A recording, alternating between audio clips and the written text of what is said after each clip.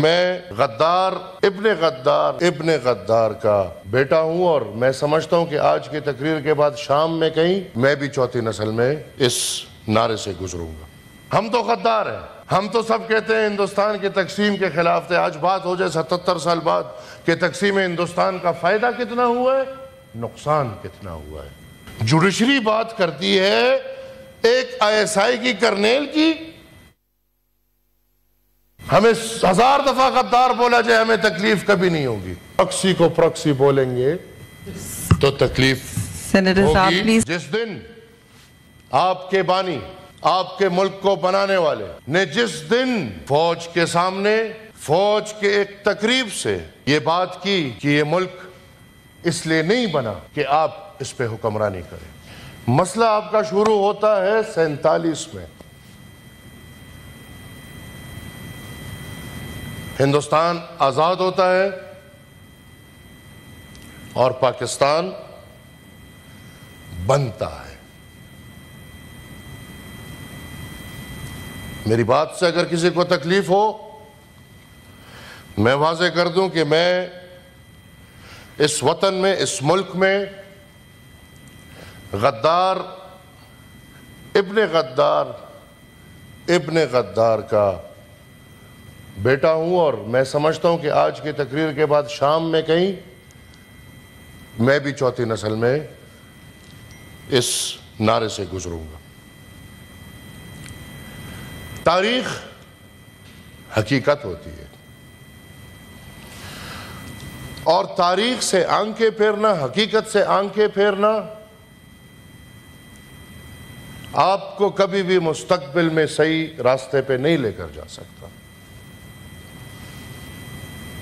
یہ بہت بڑی بحث ہے اور اس بحث کے لیے میں تیار ہوں، کیونکہ نیشنل اسمبلی کے باہر ایک دفعہ اجلاس بلایا گیا تھا اور جناب خان عبدالولی خان مرحوم گاڑی کی ڈگی کتابوں سے بھر کے لائے تھے، اس لیے لائے تھے کہ آئے آج بات کرتے ہیں کہ پاکستان بنا تھا، کہ پاکستان آزاد ہوا تھا۔ جب آپ 47 میں آزاد نہیں ہوئے، آج آپ آزادی کا رونا رو رہے ہیں؟ کیا ایمان کی بات کریں سب لوگ، یہ جناب پاکستان کا قائد اعظم محمد علی جناح صاحب کتنی قدر کرتے ہیں؟ کیا پاکستانی قدر کرتے ہیں ان کی کہ نہیں کرتے؟ تو مجھے تو یہ تصویر بھی قید لگ رہی ہے۔ یہ تصویر اس دن قید ہو گئی جس دن جناب محمد علی جناح صاحب نے رول آف لا کی بات کی، جس دن آپ کے بانی، آپ کے ملک کو بنانے والے نے جس دن فوج کے سامنے، فوج کے ایک تقریب سے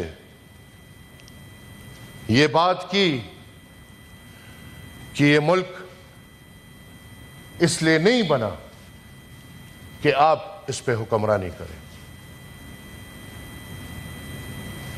یہ ملک اس لیے نہیں بنا کہ یہاں پہ عوام غلام ہو، بندوق والے کے پاس طاقت ہو، بلکہ آپ محافظ ہیں۔ یہ جو باتیں آج ہم کر رہے ہیں یہ جناب قائد اعظم محمد علی جناح صاحب کو کرنی پڑی۔ آج تک آپ یہ ملک، یہ وطن، یہ پاکستان کے شہری اس اپنے قائد کو رہا نہ کر سکے۔ آپ کو پتہ ہے پاکستان میں جو پھر قید ہوئے ہیں تو ان پہ ایک ایسے قید لگا ہے کہ آپ پاکستان میں جناب محمد علی جناح صاحب پہ ریسرچ نہیں کر سکتے۔ تو آئے، آزادی کی بات ہو رہی ہے، ہم تو غدار ہیں، ہم تو سب کہتے ہیں ہندوستان کی تقسیم کے خلاف تھے. آج بات ہو جائے 77 سال بعد کہ تقسیم ہندوستان کا فائدہ کتنا ہوا ہے, نقصان کتنا ہوا ہے.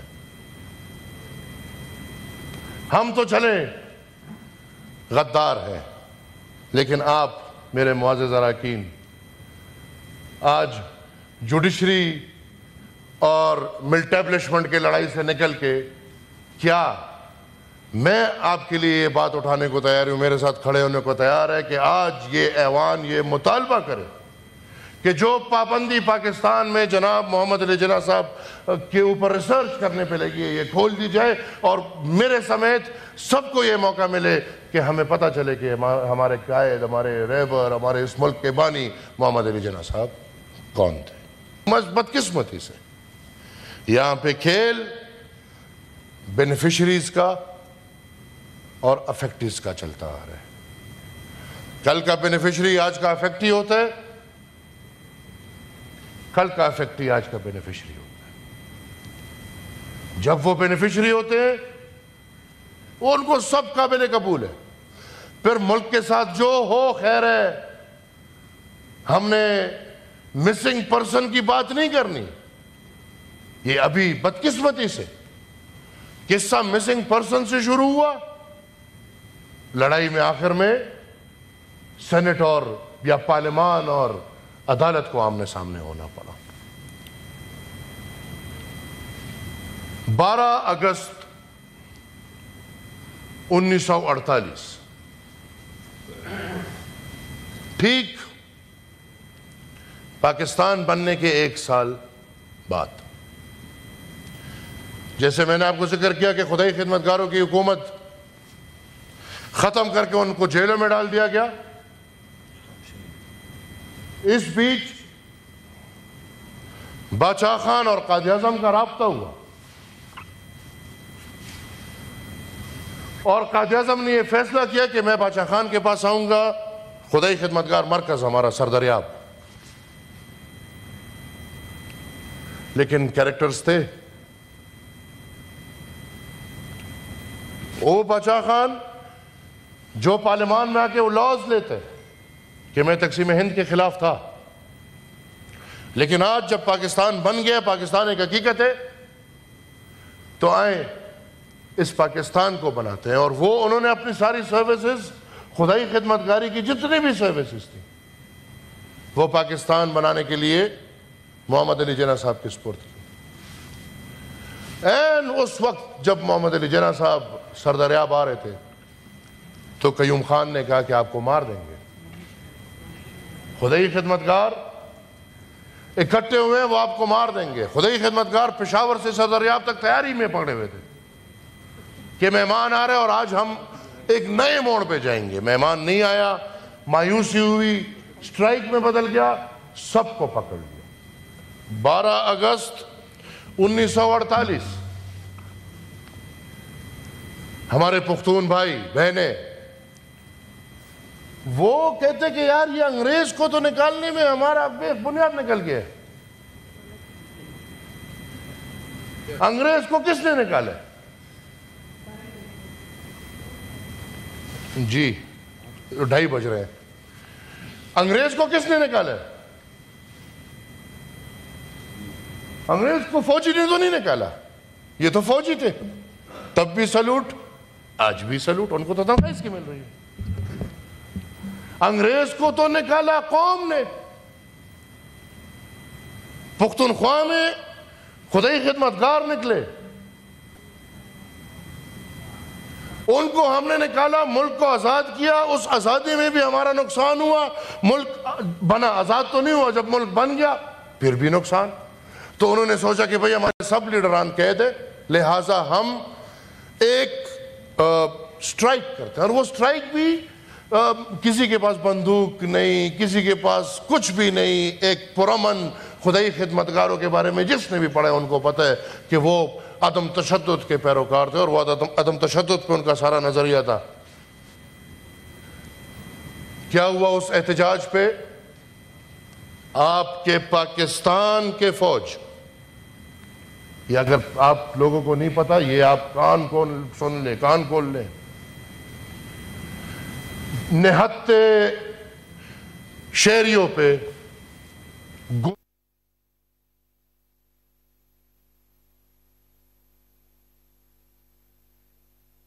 ہمارے چارسدہ کے عورتیں بچے گھروں سے نکل آئے کہ خدا کا خوف کریں، گودوں میں اپنے بچے لے کے آگے، سروں پہ قرآن نکل کے لے آئے کہ آپ کیا کر رہے ہیں؟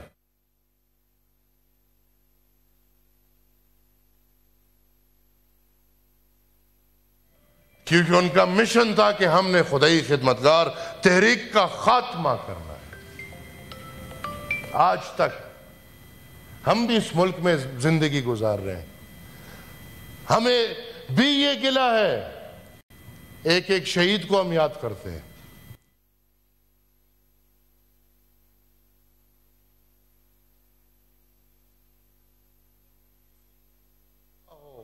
کیونکہ ہم اس سب سے گزرتے ہیں تو ہم اس دکھ میں ہر کسی کے ساتھ ہوتے ہیں، لیکن میرے پاکستان کے بھائیوں بہنوں، آج تک وہ 600 سے اوپر شہداء کا انصاف تو چھوڑ دیں، ان کا ذکر بھی نہیں کیا جاتا۔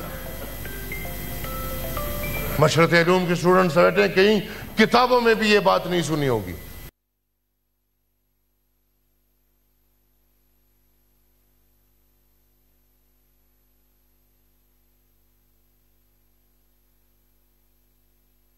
انہوں نے اپنے حصے کی زمین بیچ کے سرکار کو وہ معاوضہ دیا اور حکم کیا کہ اپنی میتیں اٹھاؤ۔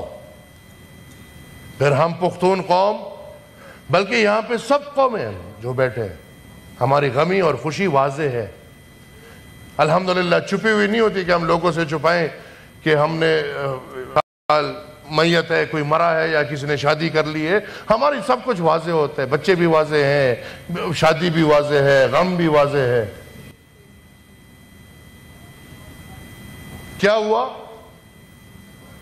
جس گھر میں میت، اس ہر گھر کے باہر تیسرے دن سرکاری بینڈ باجا بھجوایا گیا۔ یہ دیکھیں، ٹھنڈک نہیں مل رہی تھی، سرکاری بینڈ باجا بھجوایا گیا، اور جس جس گھر میں دعا فاتح خوانی ہو رہی تھی،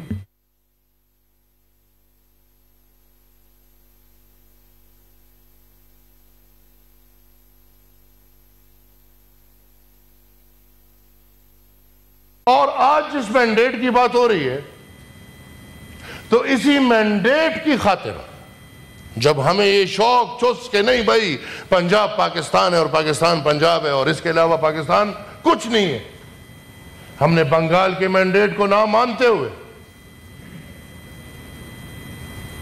ہم نے اپنے آدھے ملک کو، اگر آج یہ بات ہوتی ہے کہ پاکستان تقسیم ہو اور آدھا پاکستان ہم سے جدا ہو کے بنگلہ دیش بن گیا، اس کی کیا وجہ ہے؟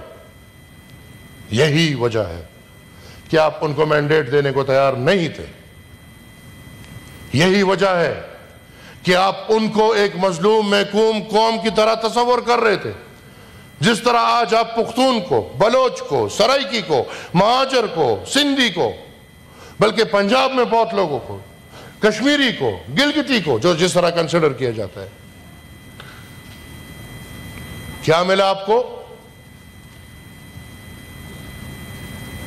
آپ کا ملک دو لخت ہو گیا، اور جب ملک دو لخت ہو گیا، بنگلہ دیش میں اس سال 90,000 سے اوپر اللیجیمیٹ بچے پیدا ہوئے۔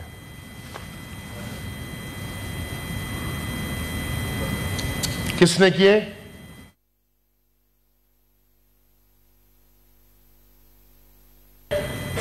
وہ اس وجہ سے بچی ہے کہ وہ بنگلہ دیش میں نہیں تھی، اس وقت باہر پڑھائی کے لیے گئی۔ تو انہی سے عقل حاصل کر لیں۔ ہم آج پھر اس نیت پہ پہنچے ہوئے، آج اس طرف والے، اس طرف والے، اس طرف والے، ہر طرف والے الیکشن کو داندھی شدہ سمجھ رہے ہیں اور مانتے ہیں جو بھی ہے، وہ اس طرف والے ہیں، وہ اس طرف والے ہیں، وہ کہیں کے بھی ہیں، اور الیکشن دھاندلی شدہ مطلب آپ عوام کا مینڈیٹ ماننے کو تیار نہیں۔ یا سینیٹر صاحب ان سارے ایشوز پر آپ اگلی سیٹنگ میں ضرور، ابھی تو 32 منٹ۔ ایک گزارش آخری، ادھر بات ہوئی، میں نے پھر سب کا ٹائم جو وعدہ کیا تھا نہیں ہو سک رہا ہے کیونکہ ان سے میں نے رؤوف حسن پہ رپورٹ مانگی ہے۔ اس طرح تو ہم بحث کرتے رہیں گے جی، نہیں مائک بند ہو جائے گا، نہیں بحث نہیں کرتے رہیں گے۔ ہماری آواز ویسی بہت اچھی، پلیز آپ وائنڈ اپ کر لیں، مائک کی ضرورت ہمیں نہیں ہے۔ کسی نے 32 منٹس نہیں لیے سینیٹر صاحب، مائک کو پیٹ کر کے بات، گزارش ہے جی پلیز۔ آج کیوں ہم زبردستی ایک پرائی لڑائی میں گھس رہے ہیں؟ جوڈیشری کو پرابلم تھا مسنگ پرسن سے، اور مسنگ پرسن بھی بھائی ہم بھی عجیب لوگ ہیں، سلیکٹیو مسنگ پرسن ہے بھائی، 100 لوگ مس ہو گئے کوئی مسئلہ نہیں، ایک مس ہو گیا ہنگامہ برپا کر دیا، ایک مل گیا مسئلہ حل، 32,000 مسنگ ہے بھائی، خیر ہے کوئی مسئلہ نہیں۔ یہ کیا ملک ہے؟ ترجیحات کیا ہے؟ اور پھر جوڈیشری بات کرتی ہے ایک ISI کی کرنیل کی،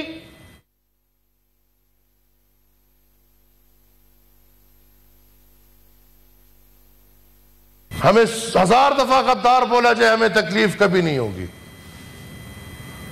لیکن اگر پراکسی کو پراکسی بولیں گے تو تکلیف ہوگی۔